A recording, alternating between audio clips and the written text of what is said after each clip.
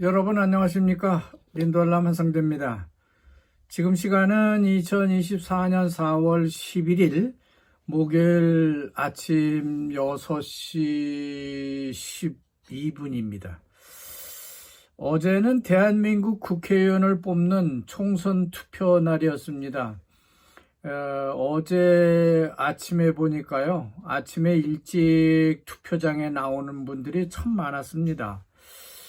얼른 투표를 마치고 포도밭에 가서 일을 하려고 아침에 일찍 내외가 나오는 모습을 볼 수 있었습니다. 대부분 노인들이었는데요. 그런 분들이 농촌에 많은 것 같습니다. 그런데 오늘 아침 개표 결과를 보니까요. 국민의힘당의 참패로 끝났다고 하는 소식이 전해지고 있습니다. 여러분이 다 아시는 것처럼 여소야대 정국에서요. 이제는 여소는 그대로 있고요. 야권은 거대한 야당권으로 변해버렸습니다. 그러니까 더 큰 공룡이 됐다고 하는 것이죠. 윤석열 대통령 정부에 대하여 이재명 대표가 중간평가라고 주장을 했는데요. 이제는 중간평가가 먹혔다는 거죠. 그리고 국정무능 주장을 폈는데 그것도 국민들이 이해를 했다는 것으로 해석될 수밖에 없겠습니다. 또한 한동훈 비대위원장은요. 선거 참패의 책임을 면할 수가 없게 됐습니다. 자세한 것은 한국뉴스를 여러분이 참고하시면 될 것 같고요. 그렇지만 제가 여기서 한마디 보탠다면은 이런 정치적 현상, 그러니까 국민의힘당의 정치적 현상은요, 말하자면은 정치적 올바름, 미국 대선에서 나왔던 얘기죠. political correctness라고 하는 건데요. 정치적으로 옳은 소리만 아무리 해봤자 그것이 국민들에게 먹히지 않는 거죠. 그러니까 대한민국에서는 이런 political correctness가요, 통하지 않는다는 것을 말해주고 있다고 봐요. 그러니까 막말을 하든 거짓말을 막 해대든 심지어 범죄 혐의를 받는 사람이나 혹은 재판을 받는 사람이라도 아무 상관없이 그저 아무렇게나 political correctness를 막 벗어나고 있어도 된다는 거죠. 따라서 한동훈 선거대책위원장 그리고 한동훈 씨는요.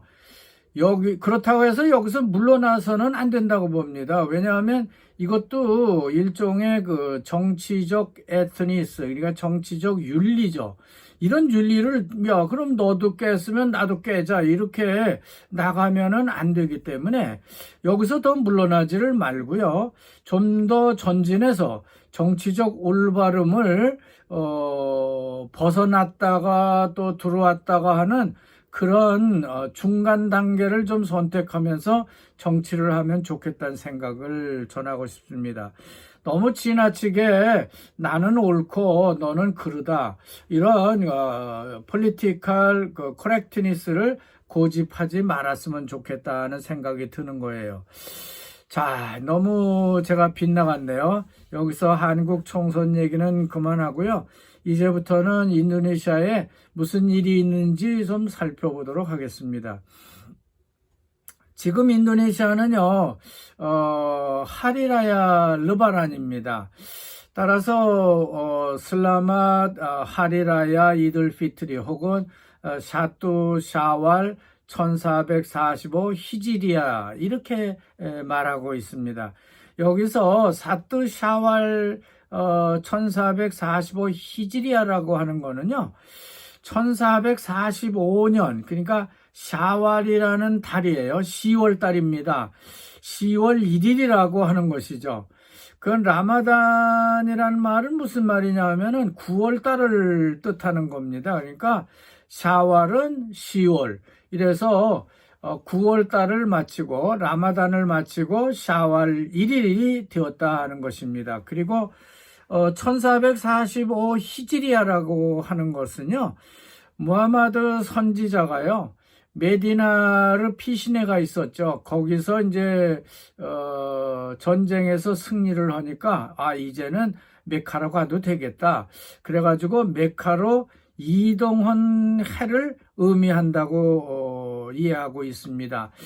아마 이게 맞는지 안 맞는지는요, 우리 자카르타에 가장 이런 전문가가 계신데 안성근 박사님한테 물어보면 될 겁니다. 안 박사님, 이게 맞나요? 만약에 틀렸다면은 제게 알려주시기 바랍니다. 아니면 커뮤니티에 좀 올려서 올바로 잡아주시기를 부탁드립니다. 어제 인도네시아 디지털 컴파스 신문에 보면요, 조코위 대통령이요, 1445 히지리아에 행복한 이드 알피트르를 기원한다는 기사가 전해지고 있습니다. 알피트르, 이거는 피트리의 말이겠는데요. 이들 피트리 명절 메시지를 대통령이 국민들에게 전한 겁니다. 조코위 대통령은 지난 9일이요, 화요일인데 유튜브 영상에다가 영부인과 나는 당신들의 행복한 이드 알 피트르 1445 히지리아를 기원하겠습니다. 육체적으로나 정신적으로 사과드립니다. 라고 말을 전했습니다.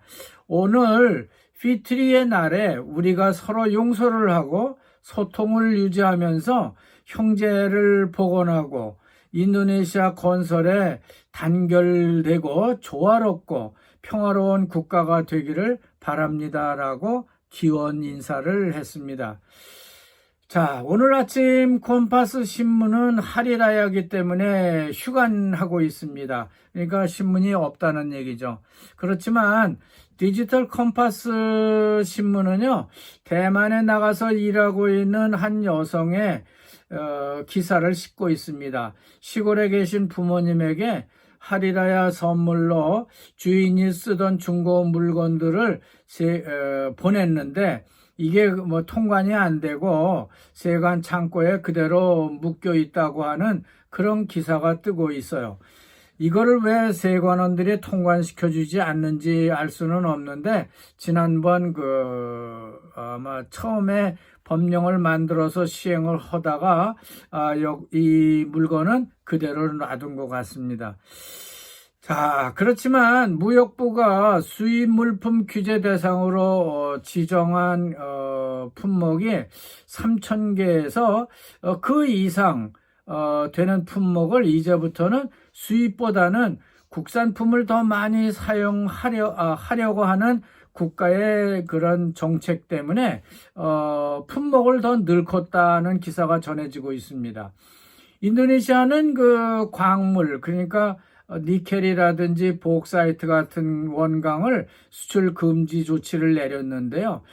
그 니켈과 복사이트를 국내에서 재련해서 수출을 하면은 부가가치가 높아진다고 하는 것이죠. 그래서 인도네시아도 좀 잘 살아보겠다는 그런 정책을 펴고 있는 겁니다. 부가가치를 높이겠다는 것은 참 이해가 되는 일입니다. 그러나 트럼프 미국 전 대통령 같은 내셔널리즘으로 가는 것, 즉 모든 면에서요, 인도네시아 퍼스트를 외치는 그런 정책이 돼서는 좀 곤란할 것 같다는 생각이 듭니다. 특히 교민들의 입장에서는요, 야, 이렇게 되면은 인도네시아 국산품을 다 써야 되니까요, 아마 좀 어려움이 많이 있을 거라 생각은 들어요. 이와 관련해서 인도네시아는요, 주요 원자재 및 중간 제품에 대한 수입 규제를 펼친 바 있습니다. 그런데 이번에는 한술 더 떠서요, 가전제품 수입에 대한 수입 규제를 시작하고 있습니다. TV라든지 냉장고, 세탁기, 에어컨, 컴퓨터, 심지어 광 케이블까지요, 총 78개 품목에 대해서 수입을 할 때에 수입 허가서, 그러니까 임포트 라이센스를 퍼미션을 받아라. 그리고 인스펙션, 조사관이 나가서 조사한 검사 보고서를 제출해야만 수입 면장에 허가를 내주겠다고 하는 것을 법제화했다고 하는 겁니다. 사실상 수입을 인도네시아가 지금 국민들에게 자제하세요. 그리고 국산을 더 많이 쓰라고 하는 그런 목적이 여기에 나타난 것이라고 볼 수 있겠습니다. 삼성이라든지 LG는 현지에 공장이 있으니까요. 뭐 크게 문제는 되지 않으리라 보는데요. 중국산 저가 가전제품의 수입은 상당히 타격을 입게 될 것이 아닌가 하는 생각이 듭니다. 특별히 중국산 TV하고 에어컨은 정말 타격이 클 것 같습니다. 우리 집 자카르타에도 쫑챙인가요? 뭐 총챙인가 하는 그런 그 에어컨을 달았는데 이게 워낙 싸니까 뭐 그걸 갖다가 달긴 했습니다만 이렇게 되면은 가뜩이나 중국 국내 경제 사정이 나쁜데 중국산을 수입할 때 어려움을 주면은 중국에 대해서 우호적인 관계를 떠나서 인도네시아 정부가 가전제품까지 규제를 하고 있으니까 중국은 좀 화가 날 겁니다. 그리고 중국 경제는요, 점점 더 어려운 지경으로 빠져들 수밖에 없을 것이다 하는 생각이 듭니다. 자, 그러다 보니까 그렇다고 문제가 없는 것은 아닙니다. 뭐 삼성이나 LG 같은 데도 중간재를 수입해서 조립을 해야 되기 때문에 원자재 수입도 까다롭게 규제했기 때문에 불만이 많을 수밖에 없고 중간재도 똑같은 범주에다 넣었기 때문에 아무래도 수입에 시간이 걸리거나 허가를 받을 때 뭐 뇌물도 좀 더 줘야 되는, 그렇게 해서 이런 원가가 더 올라가는 현상이 나지 않을까 생각이 들어요. 물론 신발이라든지 봉제, 왕구 등도 마찬가지라고 생각이 듭니다. 왜 이런 공장들도 중간재, 원단이라든지 어떤 부품들은 수입을 해와야 되잖아요. 그러니까 이런 공장들도요, 타격은 뭐 받을 수밖에 없을 거로 생각됩니다. 그렇다고 해서 인도네시아가 무슨 원자재를 여기서 생산하는 거는 또 아니잖아요. 그렇게 또 그런 원자재들이 국내에선 불가능할 것이기 때문에 아무래도 이 모든 원자재 값이 오를 수밖에 없고요. 또 크라땡디안 같은 것은 이런 드럼통으로 이런 그런 액체들이 들어와서 이거를 작은 병에다가 나눠 담고 있고요. 우리나라도 그런 업체들이 있죠. 그런 업체들은 상당히 타격이 클 거로 생각이 듭니다. 그것도 중간재이기 때문에 수입 규제를 받게 된다고 하는 겁니다. 자, 그렇다고 수입을 안 하자니 문제고 또 하자니 절차가 점점 더 어려워지고 있는 인도네시아를 보면은, 야, 이게 지금은 인도네시아에 살기가 뭐 좀 메리트가 많이 떨어지는 게 아닌가 하는 그런 생각이 들 수밖에 없겠습니다.